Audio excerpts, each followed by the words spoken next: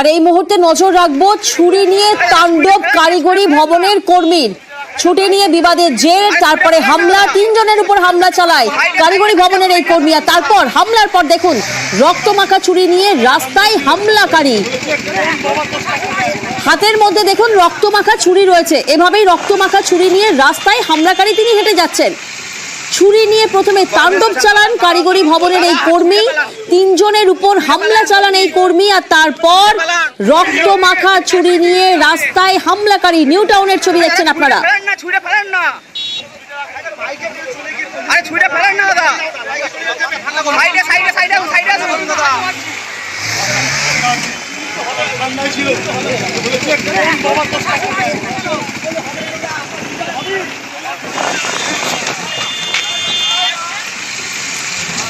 যাকে আপনারা দেখছেন ছুরি যার হাতে, তিনি কারিগরি ভবনের এক কর্মী। ছুটি নিয়ে বিবাদ হয় ডিপার্টমেন্টে।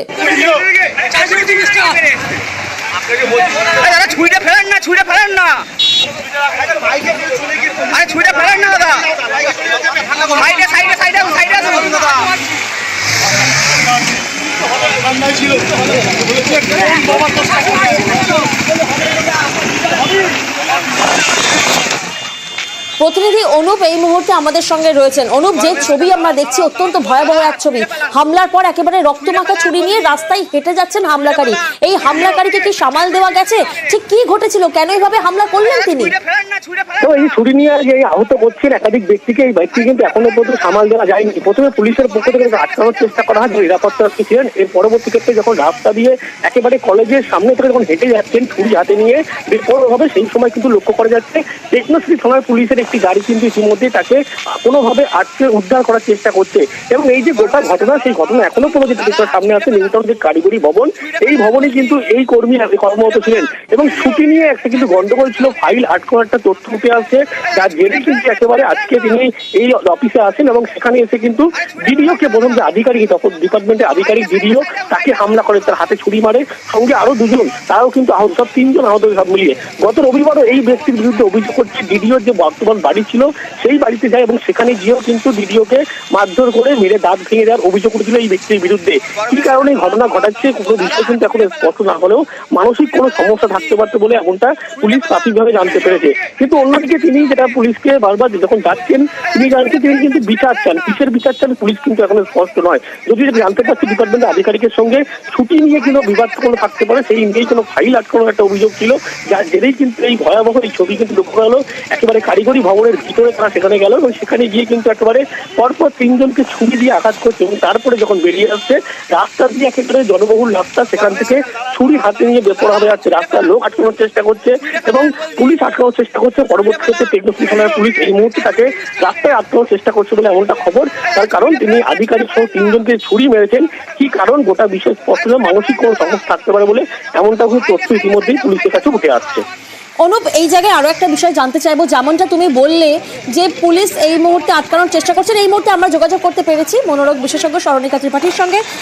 প্রথমেই আপনার থেকে জানতে চাইবো, একটি ঘটনা ঘটেছে কারিগরি ভবনের এক কর্মী, তিনি তারই ডিপার্টমেন্টের 3 জনের উপর হামলা চালিয়েছেন একেবারে ছুরি নিয়ে, আর তারপর সেই রক্তমাখা ছুরি নিয়ে তিনি রাস্তায় হামলা করছেন। তার কারণ হচ্ছেন তিনি ছুটি পাননি, অর্থাৎ ছুটির জটে ছুরির কোপ তিনি মেরেছেন।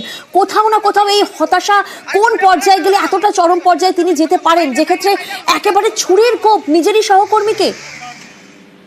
শুনুন, প্রথম কথা হচ্ছে যখন আমরা যে কথাটা বলছি কি ছুটি পাননি, ছুটি চাইবার একটা কারণ হতে পারে, তার মানে ওই কারণটা আমার ফুলফিল হয়নি, নাম্বার 1। নাম্বার 2, বহু ক্ষেত্রে দেখা যায় মানুষ নিজের মধ্যে একটা সংঘর্ষ, মানে এখানে এক্সপেকটেশন ক্রিয়েট হয়েছে কি ছুটিতে যাবে, এটা করবে ওটা করবে, ওটা ফেল করেছে, এখানে ভেবেছিল ছুটি পেয়ে গেলে ভালো হবে, ওখানে একটা অবরোধ পেয়েছে, সব দিক থেকে ইগো স্যাটিসফাইড হয়নি।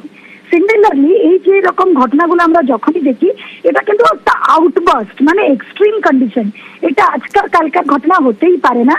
বহুদিন ধরে ডেফিনেটলি উনি কিছু একটা ইরিটেশন, ফ্রাস্ট্রেশন, আমি পারছি না, কোপ আপ করতে পারছি না, এইরকম ডেফিনেটলি পর্যায়েতে ছিলেন। ওটা না পেরে গিয়ে এই জিনিসটা হচ্ছে।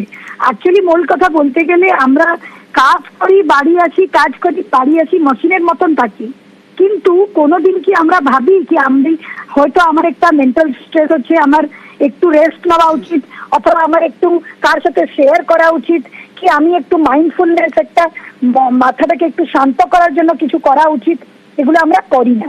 যেহেতু আমরা এগুলো করি না, পরপর যখন এগুলো ওভারলোডিং অফ স্ট্রেস অথবা অ্যাংজাইটি আসে, তখন এরকম একটা প্রতিক্রিয়া আমরা দেখতেই পাই।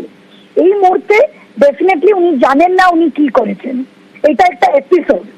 পরে যখন ওনার মানে জ্ঞানবোধ হবে, কগনিটিভ কনসিয়াসনেস ফিরে আসবে, তখন উনি এসব ফেলে দেবে, আবার একটা দেখবে আপনি কান্নাকাটি শুরু করবে, আমি পারছিলাম না, আমি ডিপ্রেশনে ছিলাম, আমি কি করতাম, তখন একটা সেক্ষেত্রে এখানে আরো একটা প্রশ্ন, সেক্ষেত্রে কি এই যে সংসারের চাপ বলুন বা অফিসের চাপ বলুন, কোথাও না কোথাও মানসিক স্বাস্থ্যের দিকে কি নজর দেওয়া হচ্ছে না? তার জন্য কি অ্যাবসলিউটলি মানসিক স্বাস্থ্যের দিকে তো দেখুন, একটা মানুষ ছুটি চাইছে, তার একটা কারণ থাকতে পারে, ঠিক আছে?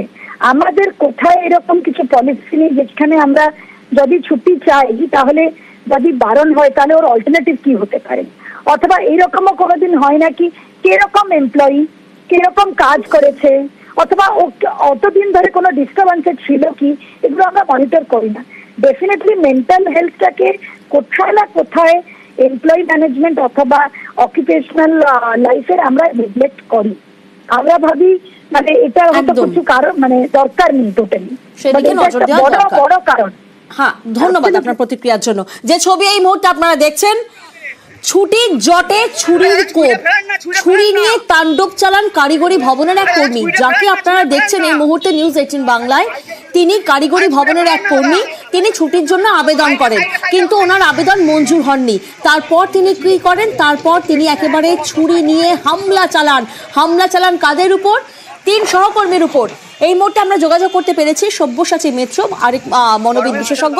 সব্যসাচী বাবু, এখানে একটা প্রশ্ন সবার প্রথম সামনে আসে, হামলাকারী তিনি 3 জনের উপর হামলা চালিয়েছেন, তারা কিন্তু শত্রুপক্ষ নয়, তারা সহকর্মী, অর্থাৎ সহকর্মীর উপর শুধুমাত্র ছুটি নিয়ে জটিলতা তৈরি হয়, তারপর তিনি হামলা চালান, আর তারপরে একেবারে সেই রক্তমাখা ছুরি নিয়ে তিনি রাস্তায় একেবারে হেঁটে বেড়াচ্ছেন।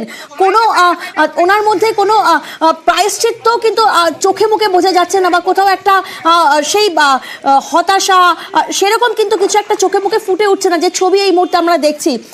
কোন পর্যায়ে গেলে এই ধরনের বৈশিষ্ট্য, চারিত্রিক বৈশিষ্ট্য সামনে ফুটে ওঠে? দেখুন, এটা খুব সিম্পলি যদি বলতে হয়, সেটা হচ্ছে যে এই মানুষটার যখন বারণ করা হয়েছিল তাকে ছুটি দেওয়া হবে না, তখন তার একটা ইন্টেন্স অ্যাঙ্গার হয়। কিছু লোক নিজের রাগ সম্বরণ করতে পারে না, সেটা গেল 1 নম্বর। 2 নম্বর হচ্ছে ওনার এক্সিস্টিং কোনো মানসিক অসুখ আছে কিনা সেটা আমাদের দেখে নেওয়া দরকার। যদি এক্সিস্টিং মেন্টাল ইলনেস থাকে, তাহলে যে কোনো স্ট্রেসের মধ্যে অনেক সময় দেখা যায় যে লোক নর্মাল বিহেভিয়ারাল প্যাটার্ন ফলো না করে উল্টোপাল্টা আচরণ করে। 3 নম্বর যেটা আমাদের চিন্তা করতে হবে যে ওনার কোনো অ্যাকিউট কনফিউশনাল স্টেট হয়েছে কিনা। অনেক সময় ব্লাডের ডিসক্রিপেন্সিতে হতে পারে, যেটা আমরা প্রায় সবাই জানি যে একটা সোডিয়াম কম থাকলো, পটাশিয়াম বেশি থাকলো, এগুলো মেন্টাল স্টেটটাকে এফেক্ট করে এবং মানুষ কনফিউজড হয়ে থাকে। আর 4 নম্বর যেটা আমাদের দেখে নিতে হবে যে ওনার কোনো নেশার দ্রব্য ইউজ করেন কিনা, এবং সেটা যদি করে থাকেন সেই দিন সকালবেলা অ্যাকিউটলি ইনটক্সিকেটেড ছিলেন, নাকি আগের দিন নেশার দ্রব্য ব্যবহার করেছেন এবং পরের দিন সকালবেলা একটা উইথড্রল সিমটম হচ্ছিল। সুতরাং এই নানা রকম জিনিস আমাদের দেখতে হবে। ওনার একটা মেন্টাল স্টেট অ্যাসেসমেন্ট করা দরকার, ডাক্তারি অ্যাসেসমেন্ট করা দরকার, এবং ডাক্তারির অ্যাসেসমেন্টটা করলেই এই সব ঘটনার মধ্যে অ্যাকচুয়ালি কি ঘটেছে সেটা আমরা পরিষ্কারভাবে আরো জানতে পারবো। ধন্যবাদ আপনার প্রতিক্রিয়ার জন্য। আরো একবার নিউজ 18 বাংলার দর্শকদেরকে জানাবো, যে ছবি আপনারা দেখছেন এই মুহূর্তে, তিনি নিউ টাউনের কারিগরি ভবনের এক কর্মী, তিনি ছুটির জন্য আবেদন করেন, জটিলতা সৃষ্টি হয় ছুটির জটে। তিনি আজ অফিসে আসেন, আর তারপর ছুরি নিয়ে এলোপাথারি কোপ চালান, হামলা করেন। কাদের উপর হামলা করেন? তার সহকর্মীর উপর। 3 জনের উপর হামলা চালান সেই কর্মী। কেন? ছুটি নিয়ে বিবাদের জেরে হামলা, আর তারপর সেই হামলার পর রক্তমাখা ছুরি নিয়ে এভাবেই রাস্তায় হেঁটে যাচ্ছেন সেই হামলাকারী।